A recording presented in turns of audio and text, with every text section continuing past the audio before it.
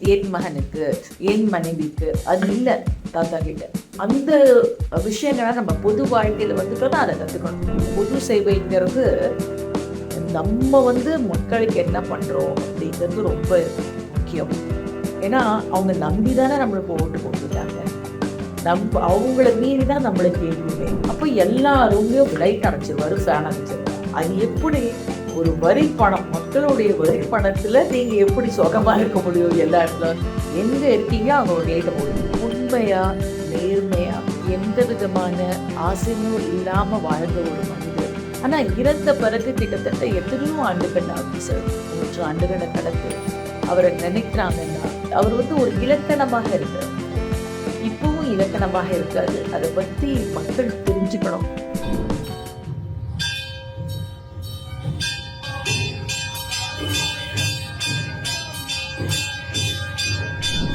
கிறிஷ் பக்தி டிவி நேயர்கள் அனைவருக்கும் என் மனமார்ந்த வணக்கங்கள். இன்றைய நிகழ்ச்சியில் 2வது பாகமாக மிஸ்ஸஸ் மீனாட்சி விஜயகுமார் அவர்களை கிறிஷ் பக்தி டிவி சார்பாக பேட்டி காண்கிறேன். சில சிறப்பு அம்சங்களுடைய திருமதி மீனாட்சி விஜயகுமார் இந்தியாவில் ஃபயர் ரெஸ்கியூ ஆபீசராக பதவியேற்றார்.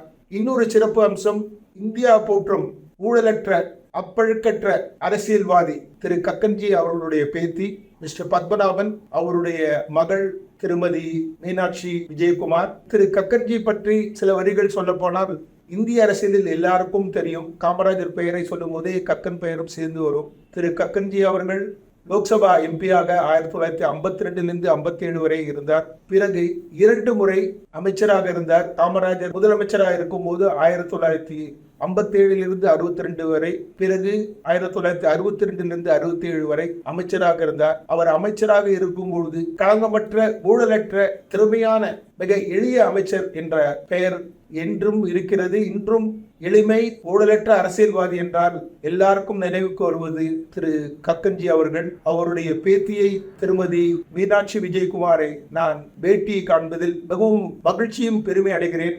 கிறிஷ் பக்தி டிவி சார்பாக மிஸ்ஸஸ் மீனாட்சி விஜயகுமார் உங்களை கக்கன் பேத்தியாக நான் இந்த பேட்டிக்கு அழைக்கின்றேன். கக்கன்ஜி அவர்கள் 1981 அதாவது 73வது வயதில் அவர் இயற்கையாக கேள்விப்பட்டோம். உங்களுடைய அந்த இளம் வயதுல அவரோட நீங்க பேசியிருப்பீங்க. அதை பற்றி சிலது நீங்க சொன்னீங்கன்னா நல்லா இருக்கும். அப்பழுக்கற்ற ஒரு மனிதர் எங்கள் தாத்தான்னு சொல்றதுல எனக்கு ரொம்ப பணிவோடு சிந்திக்கிற ரொம்ப பெருமையாகவும் இருக்குது, மலைப்பாகவும் இருக்குது. இப்படி ஒரு மனுஷன் இருந்திருக்காரு. அதெல்லாம் நான் ரொம்ப கஷ்டம் சார். எங்களுக்கு ஆப்பர்ச்சுனிட்டி ஒரு தலைவராகவும் ஒரு மந்திரியாகவும் இருந்ததுனால எங்ககிட்ட ரொம்ப அவர் இருக்க மாட்டார். அவருக்கு தன் குடும்பம்னு நினைவே இருக்காது. எப்போ பார்த்தாலும் வெளியில தான் போவார். அதனால் நீங்கள் நிகழ்வுன்னு கேட்டீங்கன்னா ரொம்ப குறைந்த அளவே அவர் கூட நான் பயணம் பண்ணேன். எங்கள் அம்மா சொல்லி, எங்கள் அப்பா சொல்லி, எங்கள் தாத்தா மற்ற பிறர்கள்லாம் சொல்லி தான் தாத்தாவுடைய நினைவுகளை நான் பரிமாறிக்க முடியும். இல்லாட்டி நான் சொல்கிறது உண்மையாக இருக்காது. தாத்தாவை நாங்கள் பார்க்கக்கூடிய எனக்கு அவர் தான் பேர் வச்சார். ஆமாம், நான் பிறந்து எங்கள் அம்மா சொன்னாங்க, பிறந்து கட்டில் தொட்டிலில் போட்டிருக்காங்க. சொன்னார், என்ன மீனாட்சி பிறந்துட்டாங்களா அப்படின்னாரா. ஸோ அதை அப்படியே நிலைத்து விட்டது. ஏன்னா அப்பா அம்மாவுக்கு மீனாட்சி கோயிலில் தான் கல்யாணம் பண்ணுறாரு தாத்தா. ஸோ நான் பிறந்தவுடனே மீனாட்சின்னு நிலையாயிடுச்சு. இன்னொன்று தாத்தாவை நான் பார்க்கக்கூடிய சமயங்களில் எனக்கு அப்போ மலைப்பாக இருக்கும். ஏன்னா 6 அடி அஜானபாகுவான ஒரு உருவம். அந்த கதர் வேட்டி, கதர் சட்டை, இந்த துண்டு போட்டிருப்பார். அதில் அந்த அழகான அந்த நிறம் இருக்கும். ஸோ அதுதான் எனக்கு ஞாபகம். பயப்படுவோம் தாத்தாவை பார்த்தா. எங்கள் அப்பாவை பார்த்தா அந்த காலத்தில் பேரண்ட்ஸ் கிட்டலாம் கிராண்ட் ஃபாதர்ஸ்லாம் ரொம்ப ஈஸியாக அப்படி போயிட முடியாது. ஒரு ஓரா இருக்கும் அவங்கள சுற்றி. அதுவும் சொல்லி முதல்ல விட்டுட்டாங்க இல்லையா, அவர் மினிஸ்டர் தாத்தா அப்படின்னு. தாத்தா வீட்டில் விளையாட போகும்போது நிறைய பேர் வரிசையாக 2 சல்யூட் அடிப்பாங்க. எனக்கு முதல்ல எல்லாம் கேட்பாங்க, ஏன் அவங்களுக்கு பத்திரம் அந்த குழந்தைக்கு பத்திரம் சல்யூட்டுக்கு சித்தி எல்லாம் சட்டை போட்டுக்குமா. அது தாத்தா போலீஸ் மந்திரியாக இருந்தார். அவர் போலீஸ் மந்திரியாக இருந்தாலும் அவர்கிட்ட 4-5 இலாக்கா எனக்கு எக்ஸ்ட்ராவாக இருந்தது. அது எதுவும் சொல்லிக்கவே மாட்டார். இந்த டேம் கட்டுறது, ஸ்கூல் இங்கே கட்டினது. ஸோ பல விஷயங்களை அவரால் எப்படி ஒன்றா செய்ய முடிஞ்சதுங்கிறது ஒரு விஷயம். 2வது சிம்பிளிசிட்டி சார்.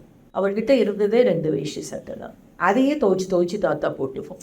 அமைச்சராக இருக்கும் போது கூட 2 வேஷ்டி 2 அவ்வளவுதான். அதுதான் அதுதான் வந்து ஒரு சிறப்பு. எப்படி வந்து நம்மலாம் ஒரு சின்ன விஷயத்த கூட நாளா வாங்கி வச்சுக்கணும். அந்த அலையிறோம்ல சார், அந்த மாதிரிலாம் அவருக்கு கிடையாது. எங்க அம்மா கல்யாணம் பண்ணி போயிருக்காங்க. தாத்தா உட்காந்துருக்காரு. அந்த பெரிய அந்த இதில் உட்காந்துருப்பாரு சேர்ல. அப்போ கூப்பிட்டாராங்க வாங்கம்மான்னு. அம்மா கையில் நிறைய வளையல் ஒரே நகையெல்லாம் போட்டுருந்தாங்க புது எல்லாம் ஒரு கூடை மாதிரி வச்சுருந்தாரு. எல்லாரும் வீட்டில் இருக்கிற பெண்கள் வாங்கன்னு சொல்லிட்டு எல்லா வளையல் எக்ஸ்ட்ரா செயின் எல்லாத்தையும் அது உள்ளே போட்டாராம். சொன்னாரா இல்லைம்மா நம்மளுக்கு அப்போது போர் நடந்தது உங்களுக்கு தெரியும். அப்போ லால் பகதூர் சாஸ்திரி பிரைம் மினிஸ்டர். ஆமாம், அப்போது போர் நடந்தபோது இந்தியா சைனா.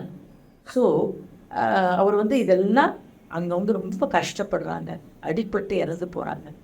நம்மளுக்கு நகை முக்கியம் இல்லை, நாட்டுக்காக நம்ம உயிர் தியாகம் செஞ்சவங்களுக்கு கொடுங்க, நான் அப்படியே கொடுத்து அனுப்பிச்சிட்டேன்.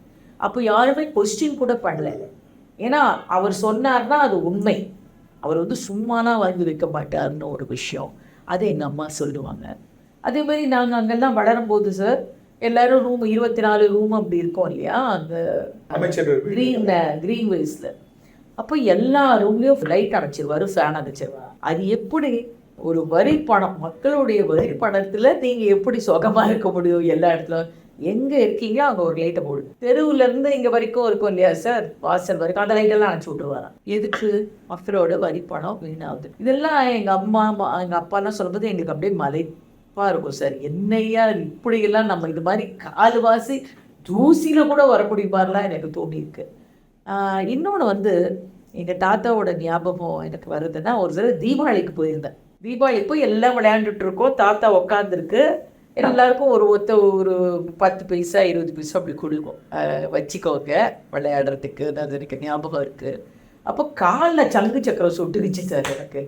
இப்போ அதனால் தீயணைப்பு துறையில் ஸோ தாத்தா தான் உடனே எந்திரிச்சு எங்கள் அப்பா எல்லோரும் ஓடுறாங்க. போய் அந்த காலில் வந்து அப்போ தான் சொன்னார், செருப்பு போட்டுட்டு தான் இதெல்லாம் நீங்கள் விளையாடணும், செருப்பு இல்லாமல் நடக்கக்கூடாது அப்படின்னு சொல்லிச்சு தாத்தா. எனக்கு அதிகமும் மறக்க முடியாத ஒரு சம்பவம். இன்னொன்று என்னென்னா, நான் வந்து திருப்பதியில் தாத்தா ஃபஸ்ட்டு இந்த மொட்டை அடிக்க கூப்பிடுது. அப்போ தான் ஃபோட்டோலாம் எடுத்தது. அந்த ஃபோட்டோ கூட எங்கே எடுத்து தெரியல, வீடு மாறுறதுனால. அப்போ தாத்தா அப்போ தான் முதல் தடவை தூக்கிச்சு. அப்புறம் பசங்களெல்லாம் ரொம்ப தூப்பதான், யாரதுன்னு கேட்டு போயிடுவாரா. ஏன்னா வெளியிலேயே தான் இருந்திருக்காரு, ஃபுல் பப்ளிக்கில் அவர் இருந்திருக்காரு, பொது சேவையிலேயே இருந்திருக்காரு. ஏன்னா அவர் சொல்லுவாரா எங்கள் அப்பா கிட்ட, பொது சேவைங்கிறது நம்ம வந்து மக்களுக்கு என்ன பண்ணுறோம் அப்படிங்கிறது ரொம்ப முக்கியம். ஏன்னா அவங்க நம்பி தானே நம்மளுக்கு ஓட்டு போட்டு வச்சாங்க, அவங்கள மீறி தான் நம்மளுக்கு எதுவுமே. எங்கள் அப்பாவுக்கு கிரிக்கெட் ரொம்ப பிடிக்கும். அப்பா என்ன பண்ணிடுச்சு, வெளியிலேருந்து யாரோ ஒருத்தர் பைனாக்குலர் கொடுத்தாங்களாம். இதை வந்து போய் பாருங்கள் மிஸ்டர் பத்மநாதன், பாருங்க போய், அப்புறம் நான் எடுத்துக்கிறேன்.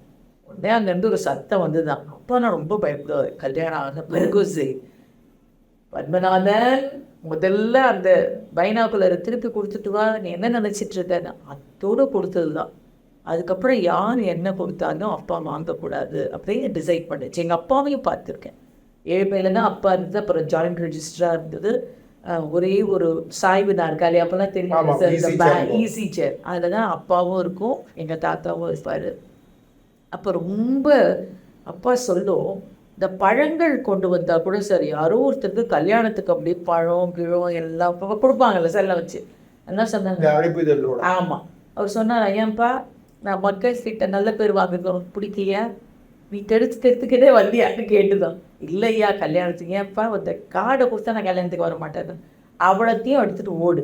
அது வந்து எப்படின்னா ஐயா, நம்ம கூட இப்போ ஒரு ஆப்பிள் வாங்குறோம் யாராவது கொடுத்தா, அது கூட வாங்கக்கூடாது அப்படின்னு ஒரு நினைத்த ஒரு மனிதன்